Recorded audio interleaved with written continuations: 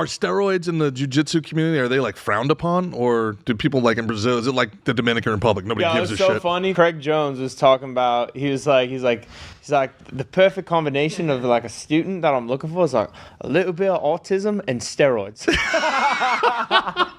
I saw that. That was incredible. Yo, Craig Jones is so funny. What's the perfect? Somebody asked. So what's the perfect jiu-jitsu fighter? Yeah. Autism and steroids. It makes sense. It makes sense. What was I saying? But I mean, like in the UFC, that's obviously frowned on. You know, guys like Belfort. You get popped. Yeah. Yeah, Belfort. I mean, there's got to be people doing it. It's sure. And it's got like we said, it's got to be people not in America. Almost any American fighter gets caught. Yeah. That does it. You know what I mean? It's similar to the baseball players, but there's also the stigma of doing it. You know who doesn't seem to give a shit? Football players don't seem to care. Football players are like, all right, I'll take my 4 games. I'll see you. Yeah. I'll see you. I didn't want to play all 17 anyway. I'll catch you. If you have the right mix, I call it the Goldilocks zone. If you have the right mix of autism and steroids, you are guaranteed, 100% guaranteed, to become a world champion. Focusing on steroids, but really as a... Wow. Shout out to Paul Harris. Not to name names, but it's amazing to me that like NBA players have escaped this whole debate for 30 years. Like, if you look at an NBA player, they always bring up like what a baseball player looked like in 1990 compared to like 2000. If you look at what an NBA player looked like in 1990 compared to what an NBA player looked like today, it's insane. Like, LeBron James is 280 pounds, and all he does is run and jump every day for a living. How's he maintaining all that mass? I'm still feeling like I want to give more to the people. So I'm going to tell them some dope to do to make their life better. That I know for a fact makes me feel good and is going to make them feel good. You ready for this, G? You've probably heard this before, but you can make your life better by doing this shit too. First, talked about fasting, right? I'm out. Get up, go, and we talked about LIST, right? What does LIST stand for, G? Low intensity, steady state. Bang, bang. Beautiful. That's my man. You're paying attention. I'm proud of you. Mm-hmm. So you go out first thing, and before you eat, You walk. Go out in the sun. It's summer. It's summertime. Go walk. Walk for about 40 minutes to an hour. Move out there. Yo, I do this Saturday and Sunday. I'm going to shake the ice the whole time he's talking like he did I do this Saturday and Sunday, and I love it. I'll be bopping back and forth. I'll be kind of moving backwards. I'll be like side shuffling. I'm moving. I got the sun beat on me. I'm sweating. I feel great. I feel so good. And I do that. It's so good for your heart. It's like better than cardio, or it's better than sprinting for your cardio or like running long distance. That's a new one. And especially I've heard that recently. A doctor told me that. And bro, that's a new one. It's good, and it makes you lean. Like makes you like gets rid of like fat. Like it's really good for you. And then I'm also gonna say, look, eating wise, you should try and get like 30 to 50 grams of protein each meal. Right, especially if you're like a man, maybe 30 to 50 grams each meal. Of protein each meal. Are you doing 5 meals a day? They say you're supposed to do your body weight in grams a day. So really? If I'm that's a lot of protein. Yeah. So yeah, for you'd need to do what are you about 600 grams of protein. Well, what are you weighing in right now? About 280? Yeah, somewhere around there. All right, yeah. So you would need to do about like 5 meals of a little more than 50. Bro, I could get those glasses. You people are crazy. I could get those glasses. You think you could? I could get those glasses. 100%. Look at this table here. There's no fucking way. The table's tough. The table's tough. Yeah, there's no way. Mickey, we have a question from the chat about that. About what? Who do you think who would you say can get the glasses? I don't think there's been a man born from his mother who can get these fucking glasses. You gotta order yours at Nevin. You gotta order yours on Nevin. So I was saying about food wise, right? Mm-hmm. You can eat carbs. People think carbs are bad. White rice. Michael Chandler says carbs are the enemy. He says carbs are the enemy. Listen, I think, and everything should be taken with a little grain of salt because everyone has different issues. My doctor told me to stay away from salt. Salt is a performance enhancer. Salt's good for you, unless you have a heart condition or what's your problem? I don't want to go near a medical here. Well, it's hypertension, but you said take anyway, go ahead. That's not good. What? Oh, go ahead. Don't listen to them. What? I said take it with a grain of salt? Yeah, and then I took it literally, and then you took what I said literally. And then I know. But salt is good for you. I do. That's some. So before I fast in the morning, when I fast in the morning, I have a shaker bottle. I put like 3 grams of salt in it. I have like a scooper that it's 5 grams, so I do like, a little less than full. Pop it in there and like some glutamine. And I drink that like on my way to the gym. It's good for performance. They say you want to do that 30 minutes to an hour before you work out, 3 grams of salt. If you don't have like heart problems or hypertension, whatever the fuck. So eating, you can do a carb, especially if you're a performance athlete, you work out a lot. And this is all stuff for people who work out. If you're not working out and shit, like I don't know what to tell you. You'll feel better, work out.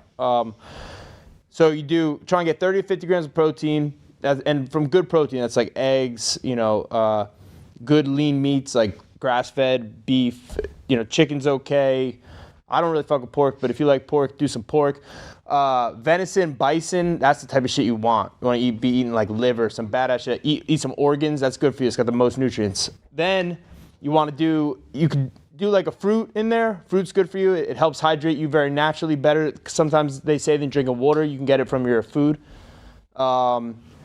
And, throw some vegetables in there. I mostly I don't do that many vegetables. I do, when I'm in camp, I do a lot of vegetables just to fill my stomach up with something. So I feel a little full because they have like no calories, And yeah, stay away from just bullshit. But if you eat like that, white rice, potatoes, sweet potatoes, oatmeal, shit like that, whatever agrees with your body, going to be feeling great. Have you ever done that? What do they call it? The CEO. What do they call it? Of the RNC? The CEO of the RNC. That's what you call me. That's right. They call it the CEO physical or the president physical, the presidential physical. Look at that. It's like $5,000. It's very expensive, but you go and they basically do like blood work.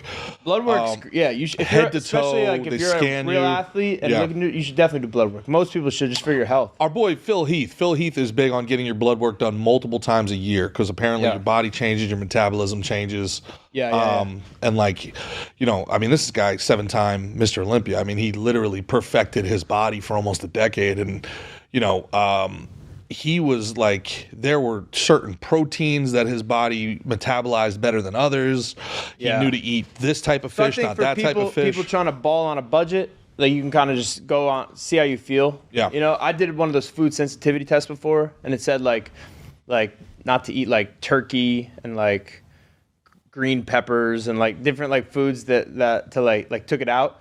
And I could kind of it kind of makes sense. You know what I mean? But at the same time, like green peppers, but red peppers were fine. Red peppers are fine. Yeah, it's a whole list. I can't remember everything on it, but yeah, and that changes too. So you could take if you eat a lot. Let's say you eat a lot of eggs. Like they were gonna say eggs I was sensitive to just because they say sometimes something you eat a lot of. Yeah. You can develop, and then that shit could change. I don't know how much I put into the food sensitivity test. I think you can kind of go on feel a little bit. If you feel like shit after you eat something, probably shouldn't eat it. Well, this circles back to what we were talking about before. I saw that, obviously everybody in the world saw that RFK Joe Rogan thing, and he's talking about there are no food sensitivities. What we have is poison sensitivities from the pesticides that they're spraying on the foods and stuff like that. So that's that's one of my gripes. I hate that. Well, this circles back to the whole poison. This circles back to the whole idea of fasting. If you're fasting, you're not taking in those pesticides because you're not eating those foods. Yeah, and it gives your body time to process and get rid of that shit, that poison, that you're almost inevitably going to get because of the fucked up system that we At the end of the day, we don't have the data, but I mean, there's like, you have to be open to all this information. You can't just, this idea of you can just dismiss things out of pocket, it's got to be gone. You can't have any trust whatsoever in authority anymore. They've been lying to us. And you can't just take one guy. Like you can't, even me just saying this right now, like you can't take what I'm saying just as Bible too. You should go and hear other people talking about this shit. Use it I'm telling you, I've kind of done a little bit of that sifting for the people. That's why I'm talking about But use it as a jump off point for your own research and your own journey for sure. Be like, hey, Mickey said this. Let me verify it. Yeah. You know, like absolutely. That's kind of that has to be kind of the information process as we go forward with this kind of internet age. It has to be, it can't be, I heard this, this is it. It has to be, I heard this, that's interesting, let me verify it. Take the 3 extra minutes. Yeah. And for just to finish off my thing, I realized I didn't give an amount on like carbs. Cup of rice. 30 to 50 grams of protein, piece of fruit, vegetable, maybe. And this Get is a people couple in a day. looking to maintain or cut or bulk. There's different, right? To feel great mostly. The protein isn't gonna really make you gain weight. You could eat a lot of protein and maintain the same thing. Sure. I've been kind of into like eating, like I'll eat, like after this, I'll eat something like the shakes, they're great and stuff, but you need actual food. Yeah. You know, I'm going to eat some real food after this, then I'm going to chill for a while, then I'm going to have dinner, and then that's going to be, I'm going to eat twice today. This is I call this a feeding. Yeah. Where I'm getting my shakes in. I'm drinking like 70 grams of protein here and like 90 carbs, something like that. You know? Yeah, the sedentary lifestyle for people But I also working. just That's the lifted. I just crushed it lifting Totally. to the point where my body's about to explode. Yeah, that's like when people saw the Michael Phelps eating 9,000 calories thing, and it's like, oh, you see, I can eat pancakes too, and it's like, okay, did you do were you in the pool all day? 150? Did you do 150 laps in an Olympic pool? Yeah. I don't know. It's input output, right? Yeah. I mean, but the sedentary lifestyle is a killer. It's a killer. There was a study. Take a walk. Put some music on. Push-ups, believe it or not. There was a study for adult males. This was done over a long period of time in 2 different firehouses. It was like a 20-year study that a college did. If you can look it up, Christian. And the number one marker for whether or not you were at risk for heart attack is whether or not you can do 40 push-ups in a row. 40 push-ups in a row. So if you can do 40 push-ups in a row, it was a more accurate codependent marker for heart health than actual like cardio. There's another little self-development thing. Hop down on the ground right now. Bust out as many push-ups as you can. See what you're at. Yeah. Try it again tomorrow. Try it again in 2 days. Yeah. Keep pushing to hit that 40 mark and then keep going. If you're listening to this and you're working in an office setting, I'm a big proponent of when I was in an office setting an hour clock. And at that hour, drink a cup of water and do 10 push-ups. That's it. It takes 30 seconds. But it's, at the end of the day, you'll do 80 push-ups. You'll drink 8 cups of water.